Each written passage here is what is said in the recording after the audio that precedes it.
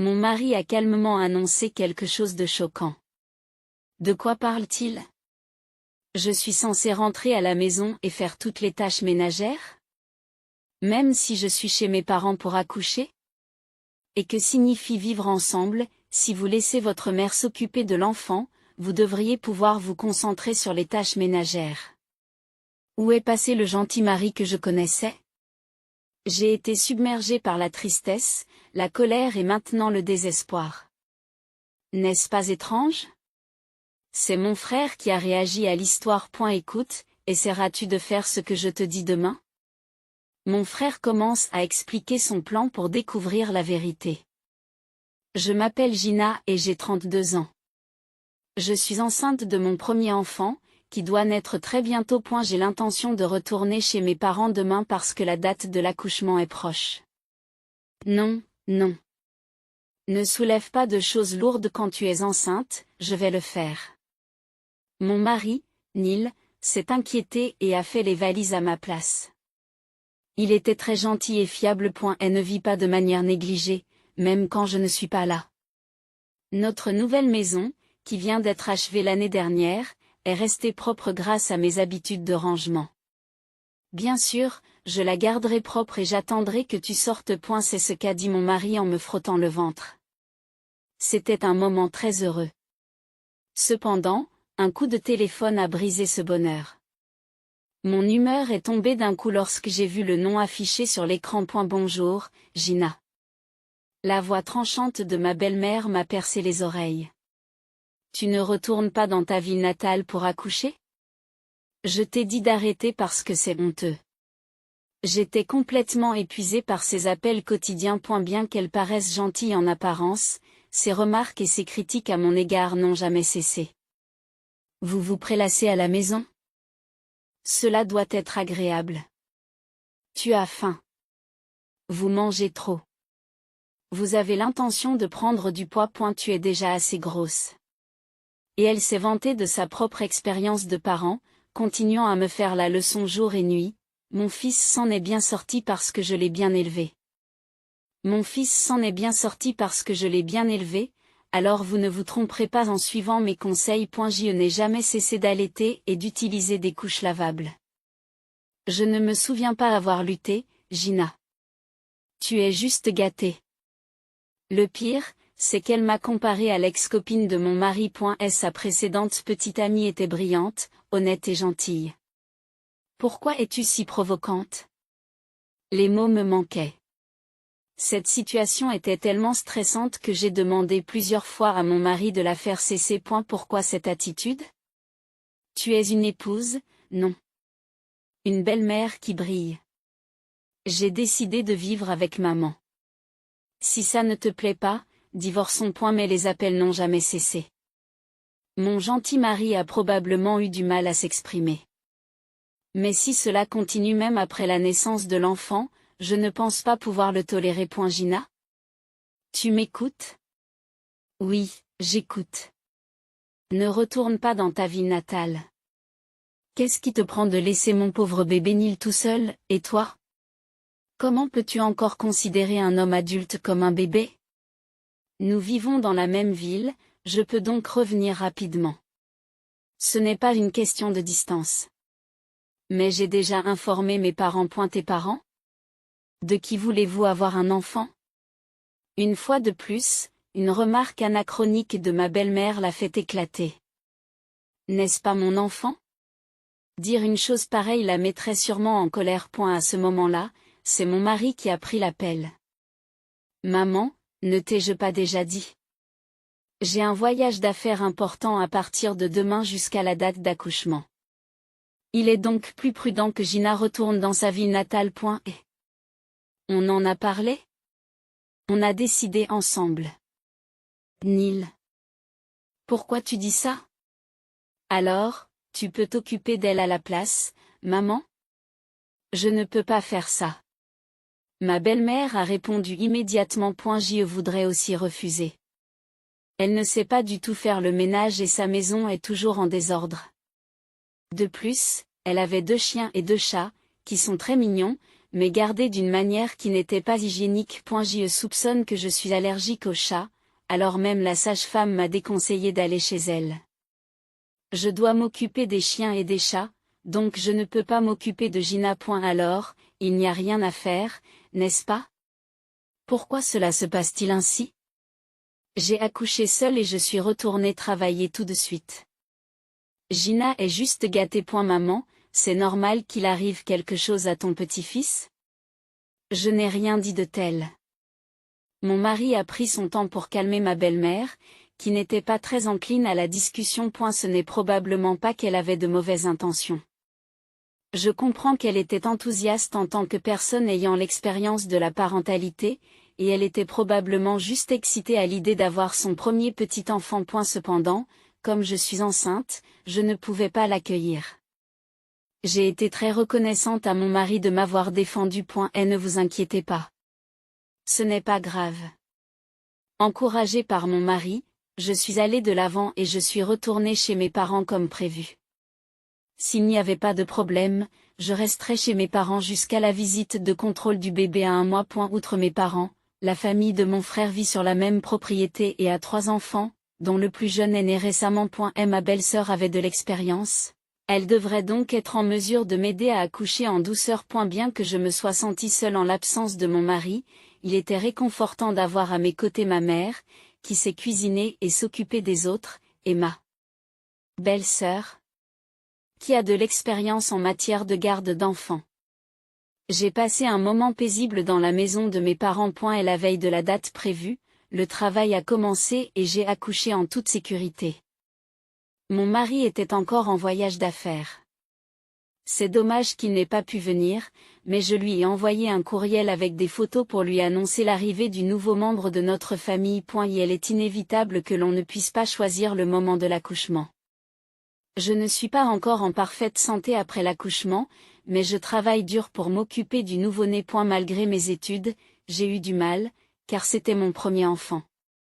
Le bébé pleurait jour et nuit, et le simple fait de le tenir me raidissait les épaules.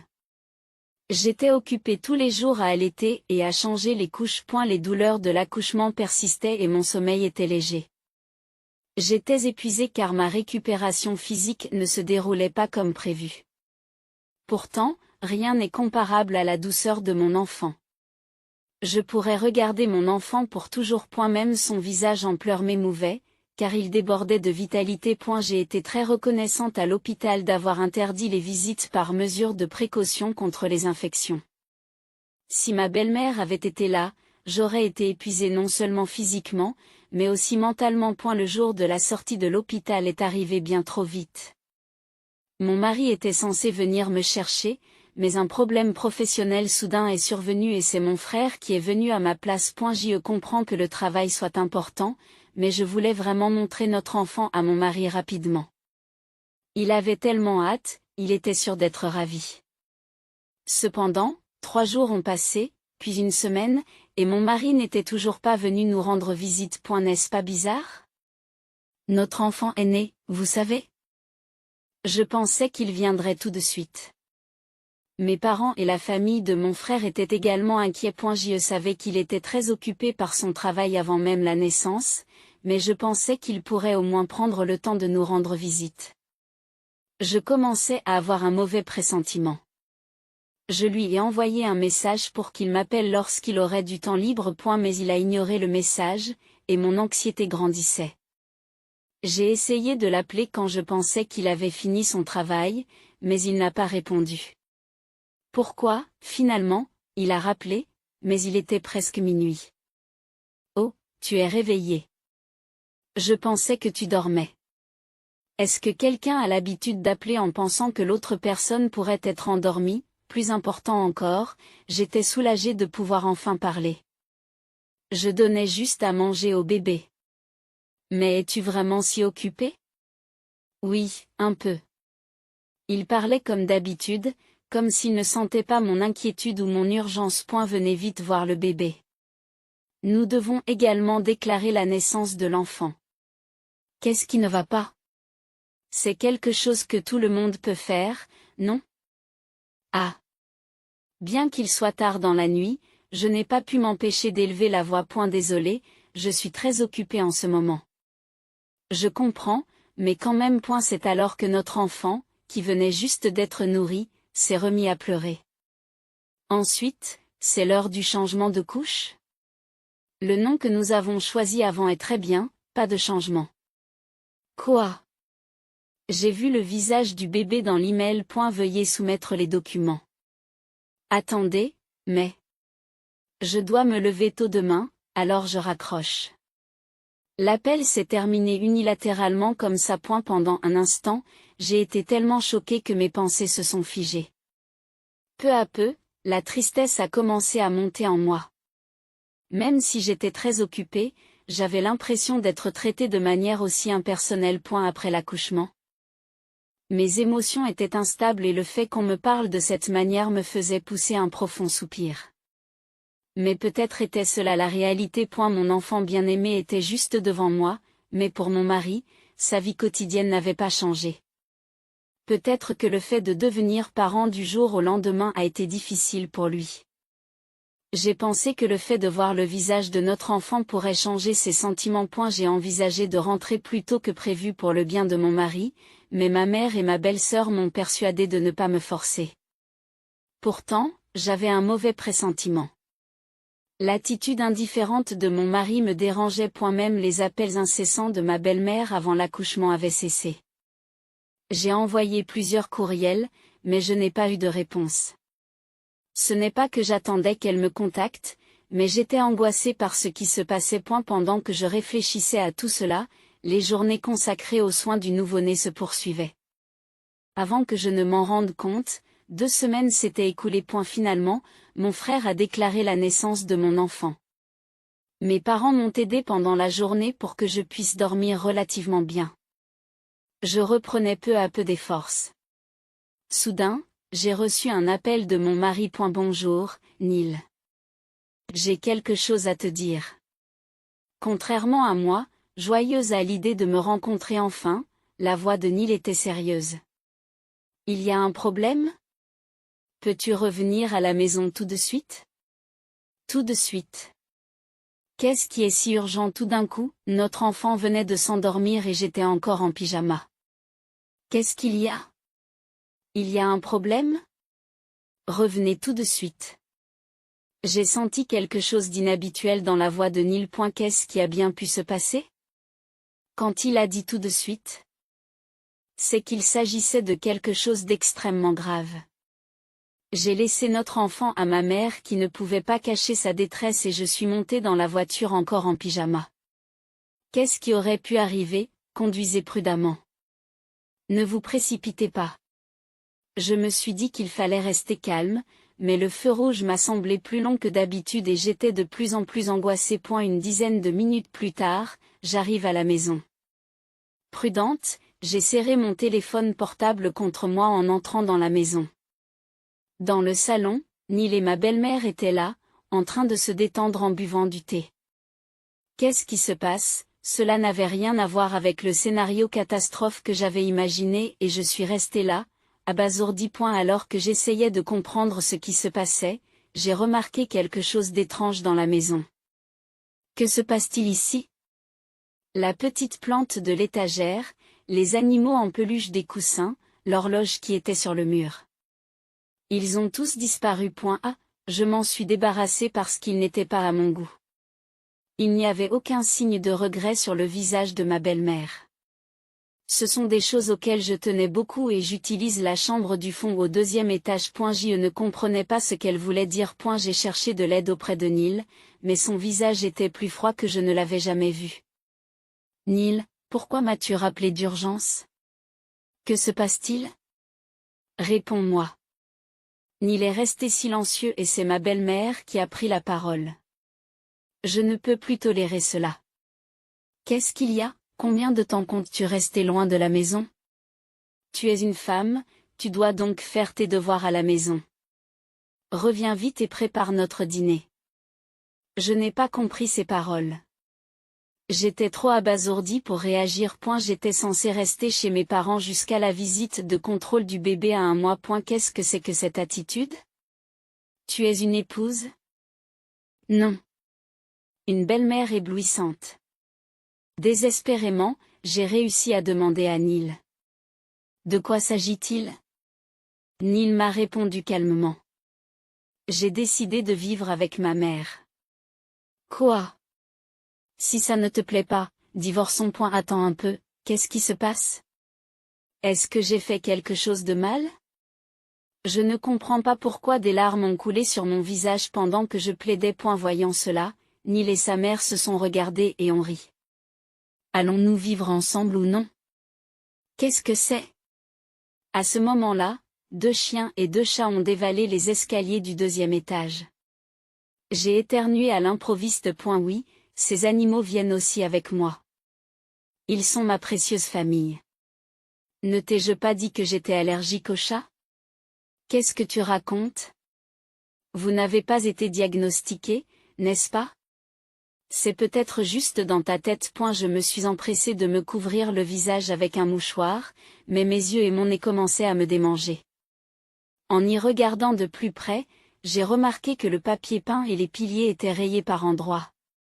Apparemment, il s'agissait de marques de griffes. Notre nouvelle maison était en train de s'abîmer. Je ne pouvais pas vivre avec des animaux non dressés et un bébé. Je n'arrivais pas à comprendre pourquoi Neil, qui connaissait mon allergie, me proposait un tel mode de vie. Pourquoi commençons-nous à vivre ensemble maintenant? Je ne peux pas du tout l'accepter. Si tu laisses maman s'occuper des enfants, tu pourras te concentrer sur les tâches ménagères. Ne prends pas de décisions égoïstes. Et pourquoi as-tu jeté mes affaires sans demander? Eh bien, elles étaient de mauvais goût. Quoi? Je ne voulais pas entendre cela de la bouche d'une belle-mère qui fait du shopping avec un vieux maillot que portait son fils. Il m'a dit, fais vite le dîner. Mais j'ai commencé à douter qu'il s'agisse vraiment de mon mari. J'étais submergée par le désespoir. Au-delà de la tristesse et de la colère. Il ne se souciait même pas de savoir comment allait notre enfant. Mon esprit confus s'est souvenu du visage de mon enfant et j'ai finalement retrouvé mon calme. Je n'ai plus besoin d'un tel mari, d'un tel père. Parler ne servait à rien. J'ai décidé de divorcer. Les larmes n'étaient pas dues à la tristesse, mais à mon allergie aux chats. Je me suis dépêchée de retourner chez mes parents. Dès que j'ai vu le visage de mon enfant endormi, je n'ai plus pu arrêter les larmes. Voyant que j'étais en larmes, mon frère s'est inquiété et m'a demandé ce qui s'était passé. Je lui ai expliqué que j'avais été forcée de vivre ensemble et que la maison avait été complètement transformée. Même si les chats n'étaient plus là, je n'arrêtais pas de pleurer. N'est-ce pas étrange, dit mon frère en penchant la tête. Tout cela est arrivé d'un seul coup. Je me demande s'il ne se passe pas quelque chose d'autre? Peut-être. Murmura-t-il pour lui-même. Est-ce qu'on va laisser les choses en l'état? Je déteste ça, mais je ne sais pas quoi faire. Tu détestes ça, n'est-ce pas? Oui, bien sûr. Je suis en colère, confus et frustré. Écoute, tu vas essayer de faire ce que je te dis demain. Le lendemain, j'ai mis un tablier et un masque et je suis retourné à la maison où se trouvait mon mari. Les sols de la maison n'avaient pas été nettoyés et étaient couverts de poils d'animaux. Le linge et les ordures étaient éparpillés un peu partout, ce qui rendait les conditions sanitaires déplorables. Sans me plaindre, j'ai commencé à nettoyer chaque pièce avec diligence.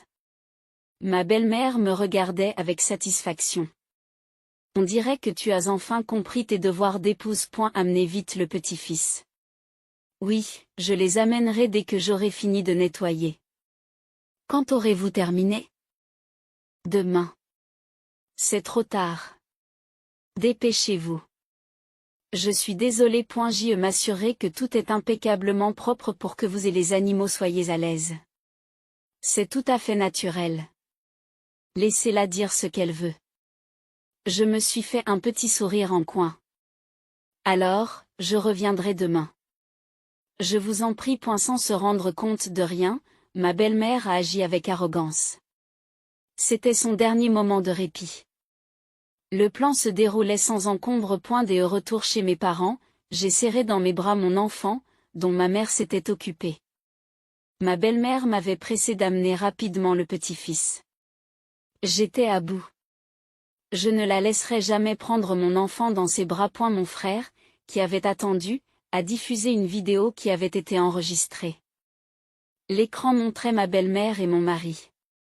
Il s'agissait d'images prises aujourd'hui avec une petite caméra que j'avais installée dans la maison pendant que je faisais le ménage. Une fois le ménage terminé et la maison rangée, nous la ferons partir. Un peu de pression et elle pliera. Dépêchez-vous. Elle m'attend. Tu vois, c'est pour ça que j'ai toujours dit que tu étais mieux avec ton ex. J'aurais vraiment dû t'écouter, maman.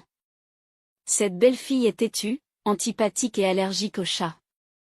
J'apprécie seulement qu'elle me pardonne. Un petit enfant. Et ma petite amie et moi ne voulons pas d'enfant de toute façon. Ce n'est pas grave. J'élèverai le petit enfant et il s'occupera de moi à l'avenir. Que disait-il de scandaleux? La colère monte du plus profond de mon cœur. Les derniers appareils photos sont vraiment géniaux. Si mon frère semblait impressionné, je n'avais pas la place d'écouter cette conversation. J'étais tellement en colère que j'en avais la nausée. Et puis j'ai compris que c'était vraiment ce que j'avais soupçonné. Ils n'avaient jamais eu l'intention de vivre ensemble depuis le début. Ils avaient l'intention de s'emparer de notre maison, de contrôler mon enfant, de me chasser et de recommencer leur vie avec leur ex. Après avoir laissé mon enfant à notre mère, mon frère et moi avons rapidement quitté la maison. Attention. Je ne peux pas pardonner ce que tu as fait et tes petites combines. En me voyant revenir à l'improviste, ils ont été choqués. Tu es revenu pour continuer à faire le ménage? Oui, tout à fait. J'ai répondu. Cette fois, je suis venu me débarrasser d'un gros déchet. Mon frère est là pour m'aider. Ne faites pas d'histoire. Bien sûr. Maintenant, si vous voulez bien vous diriger vers la poubelle, qu'est-ce que c'est? Confus, ils ont hésité, alors j'ai décidé de leur expliquer en détail. Ce n'est pas moi qui suis chassé, c'est vous. Leur teint a changé. De quoi parlez-vous? Je suis opposé au projet de cohabitation forcée. Je ne peux pas accepter d'être chassé pour que son ex-copine puisse emménager. Quoi? J'apprécie le divorce. Cependant, je ne laisserai absolument pas partir mon enfant. Pourquoi dites-vous cela? Alors qu'ils étaient tous les deux paniqués, mon frère a dit calmement, tout a été filmé. Nous avons les images. Une caméra. Ne plaisantez pas. Comment l'avez-vous fait? Je l'ai placé aujourd'hui en faisant le ménage. Alors que je répondais calmement, ils se sont exclamés, quoi?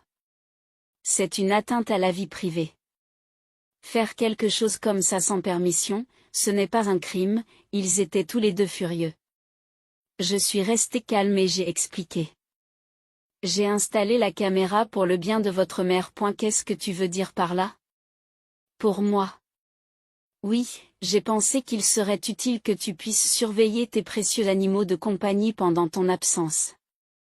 Pendant un test, j'ai accidentellement surpris votre conversation. Qu'avez-vous dit? Le visage de mon mari est devenu pâle. Je veux vraiment entendre ça. Pendant que je risquais ma vie en donnant naissance à votre enfant, que faisiez-vous? Ah, Il a bégayé, apparemment à court de mots. Mère. Savez-vous quelque chose à ce sujet? Après tout, tu aimais bien son ex-petite amie, n'est-ce pas? C'est toi qui as fait ça, ce n'est pas ma faute.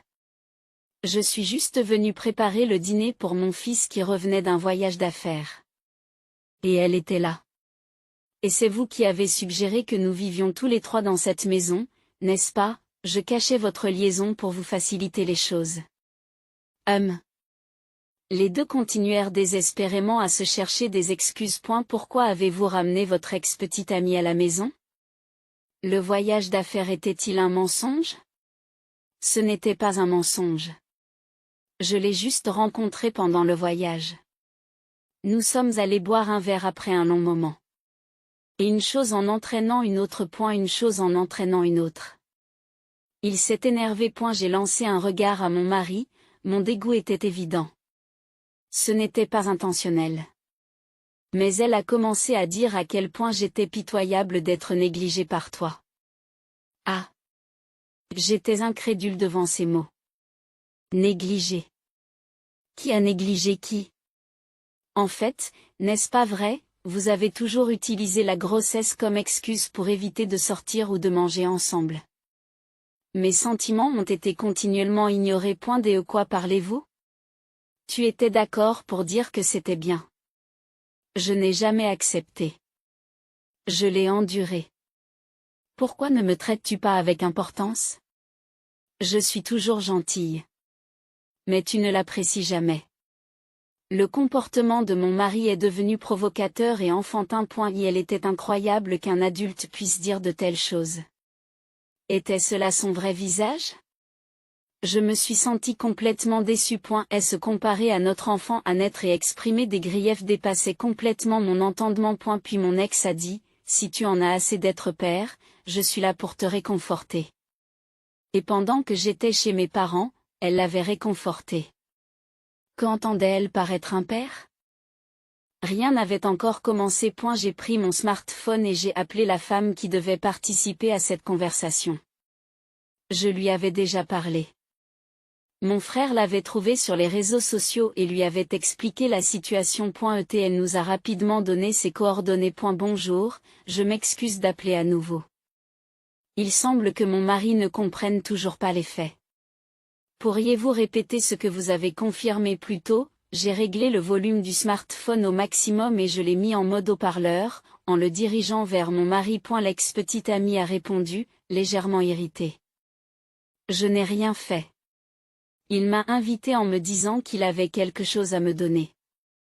Et tout ce que j'ai fait, c'est écouter ses plaintes à propos de sa femme. Puis sa mère est arrivée. Tous les deux se sont laissés emporter par leur conversation. Et c'était juste une nuisance pour moi. Je suis partie dès que j'ai pu. Honnêtement, je n'aime pas sa mère. Comme je suis mariée et que j'ai des enfants, je ne veux plus être impliquée. Mon mari et ma belle-mère sont restés bouche bée. Et elle ne m'aime pas. Ah. Je ne me souviens peut-être pas parce que j'étais ivre. Je ne savais pas qu'elle était mariée. L'un d'entre vous ment-il? Ma question froide est accueillie par un sourire en coin de Nil. C'est elle. Elle s'est juste enfuie parce que les choses sont devenues gênantes, n'est-ce pas? C'est donc moi la victime. Tu me pardonneras, n'est-ce pas? Bien sûr que je te pardonnerai aussi. Je ne voulais pas être pardonnée pour quoi que ce soit. Nil a continué à éviter le contact visuel. Il mentait manifestement. Mon dégoût grandit. J'ai repoussé sa main alors qu'il essayait d'attraper la mienne avec force. Et ne me touche pas avec ses mains sales. Je pense qu'il est normal que tu sois en colère en ce moment. Mais un jour, tu pourras me pardonner. J'ai été trompée par ma solitude, dupée par mon ex-copine, persuadée par maman.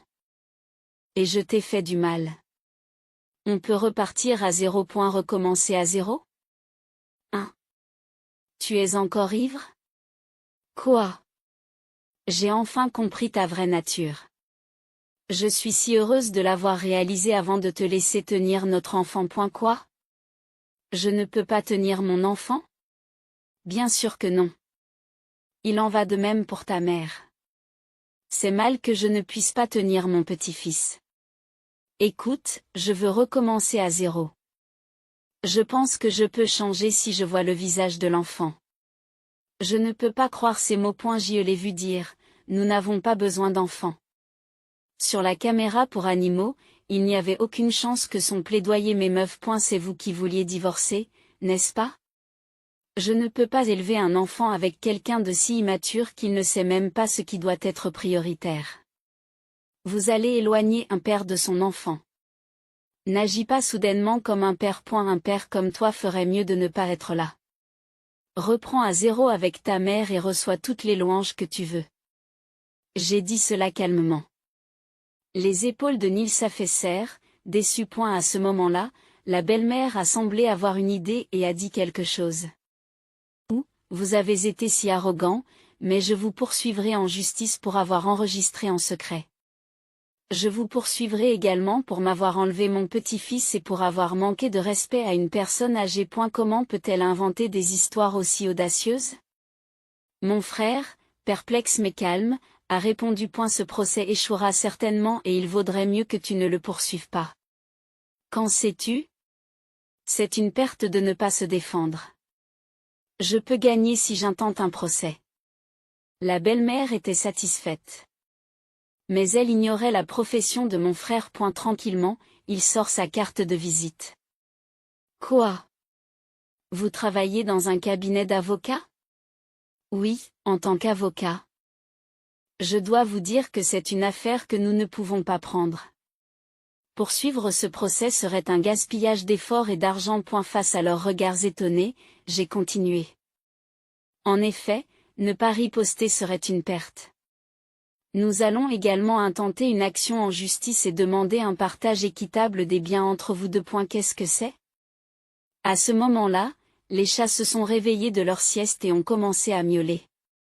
Avant que mes allergies ne se manifestent, il est temps de partir. Attendez un peu. Vous plaisantez, n'est-ce pas? C'est impossible. Laissant derrière moi le couple qui réclamait, je suis retourné chez mes parents, où mon enfant bien-aimé m'attendait. Plus tard, le divorce a été prononcé. Ce que j'ai vu, c'est une somme forfaitaire pour le partage des biens et la pension alimentaire. Mon mari a protesté contre le divorce en déclarant « C'est malheureux pour l'enfant et pour moi, mais qui est vraiment malheureux ici, c'est moi, trahi par mon mari, et notre enfant qui n'a pas eu d'autre choix que d'avoir un tel père. » Il était clair que cet homme n'était pas fait pour être père. Les critiques de la belle-mère étaient encore pires.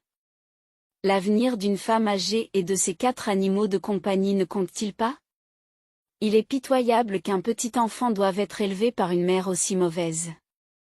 J'ai rejeté ces critiques d'un revers de main. S'il vous plaît, ne mêlez pas les animaux à cette histoire.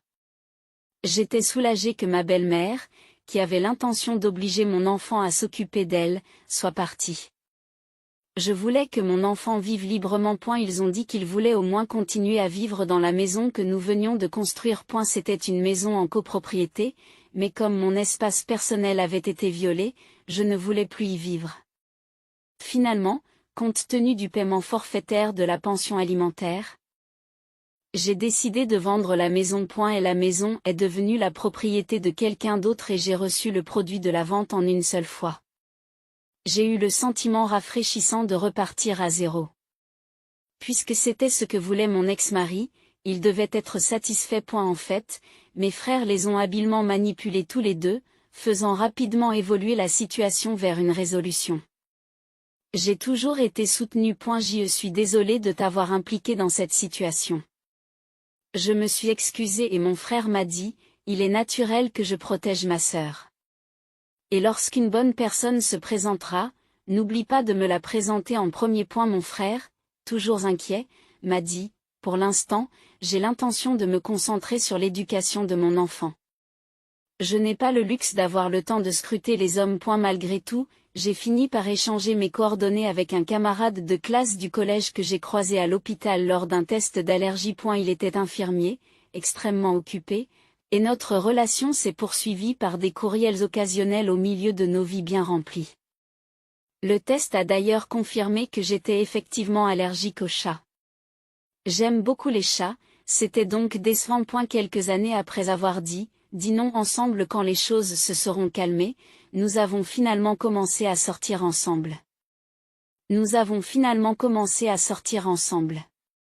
Et après plusieurs années, nous nous sommes mariés. Pendant une longue période, mon frère et moi avons pris le temps de déterminer s'il était apte à être le père de mon enfant. Maintenant, nous allons construire le bonheur ensemble. Merci d'avoir regardé ce film.